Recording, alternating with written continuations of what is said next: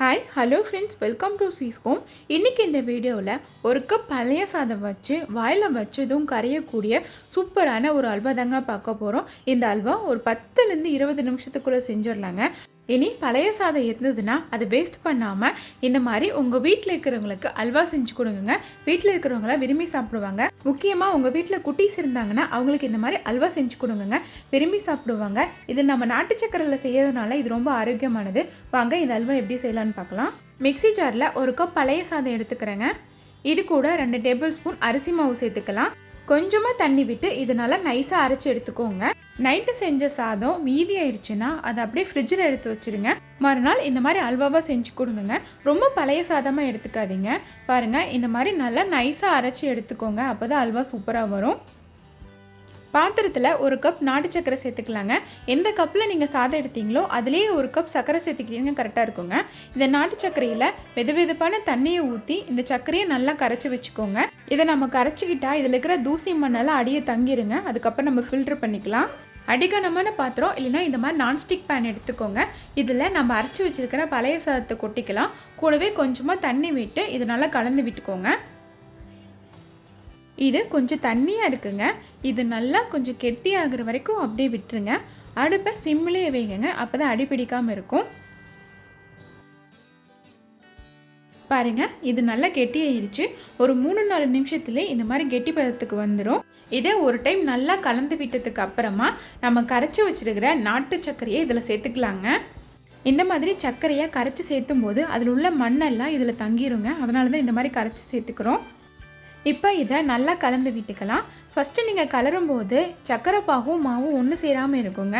நீங்கள் கலந்து விட ரெண்டும் ஒன்று சேர்ந்துக்குங்க. அதனால் கொஞ்சம் கைவிடாமல் கலந்து விட்டுக்கிட்டே இருங்கங்க. இப்போ ஒரு 5 நிமிஷம் ஆயிடுச்சுங்க. சர்க்கரையும் மாவும் நல்லா ஒன்றா மிக்ஸ் ஆயிடுச்சுங்க. கொஞ்சம் கெட்டியாக வந்துருச்சுங்க. இதே மாதிரியே இது நல்லா கெட்டியாகிற வரைக்கும் நல்லா கலந்து விட்டுக்கிட்டே இருங்கங்க. இப்போ ஒரு 5 நிமிஷம் போல் ஆயிடுச்சுங்க. இது நல்லா கெட்டியாயிருச்சு. இது ஒரு டைம் நல்லா கலந்து விட்டுக்கிட்டு இதில் 1 டேபிள் ஸ்பூன் நெய் சேர்த்துக்கலாங்க. நெய்க்கு பதிலாக நீங்கள் எண்ணெய் கூட சேர்த்துக்கலாம். நெய் சேர்த்துட்டு நல்லா கலந்து விட்டுட்டு இதை ஒரு 2 நிமிஷம் அப்படியே விட்டுருங்க. அதுக்குள்ளே நம்ம முந்திரி பருப்பை வறுத்துட்டு வந்துடலாம். ஒரு தாளிப்பு கரண்டியில் 1 டேபிள் ஸ்பூன் நெய் சேர்த்துக்கோங்க. நெய் நல்லா சூடானோடனே இதில் கொஞ்சமாக முந்திரி பருப்பு சேர்த்து இதை நல்லா வறுத்து எடுத்துக்கோங்க. பாருங்கள், முந்திரியோட கலர் மாறிடுச்சுங்க. இப்போது கேஸ் ஸ்டவ் ஆஃப் பண்ணிவிட்டு இதில் 1 டேபிள் ஸ்பூன் கசகசா சேர்த்துக்கோங்க. லைட்டாக இந்த கசகசா நெய் முந்திரி கூட மிங்கிள் ஆகிற மாதிரி கலந்து விட்டால் போதுங்க. இப்போ பாருங்கள், நம்மளோட அல்வா சூப்பராக ரெடி ஆயிடுச்சு. இந்த அல்வாவை ஒரு டைம் நல்லா கலந்து விட்டுக்கிட்டு நம்ம வறுத்து வச்சுருக்கிற முந்திரி அப்புறம் கசகசாவை இதில் சேர்த்துக்கலாங்க. இந்த அல்வாவுக்கு ரொம்ப டேஸ்ட் கொடுக்குறதே இந்த கசகசா தாங்க. இன்றைக்கி நான் முந்திரியை கட் பண்ணி சேர்த்துக்கிறேங்க.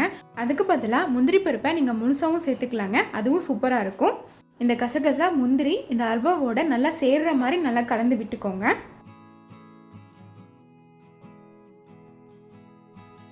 பாருங்கள், அல்வாவோட கலர் மாறிடுச்சுங்க. நல்லா ப்ரௌன் கலரில் வந்துருச்சு. உங்களுக்கு முன்னே இருந்த கலருக்கும் இப்போ உள்ள கலருக்கும் வித்தியாசம் தெரியுங்க. அந்த மாதிரி கலர் சேஞ்ச் ஆச்சுன்னா நம்மளோட அல்வா ரெடி ஆயிடுச்சுன்னு எடுத்துங்க. இப்போது ஸ்டவ் ஆஃப் பண்ணிக்கலாங்க. பிளேட்டில் கொஞ்சமாக நெய் தடவிக்கோங்க. இப்போது நெய் தடவின அந்த பிளேட்டில் நம்ம ரெடி பண்ணி வச்சுருக்கிற அல்வாவை ட்ரான்ஸ்ஃபர் பண்ணிக்கோங்க.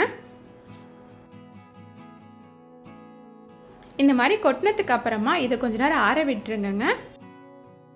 அல்வா நல்லா ஆறிடுச்சுங்க. பாருங்கள், தொட்டு பார்த்தேன், கையில் ஒட்டலை.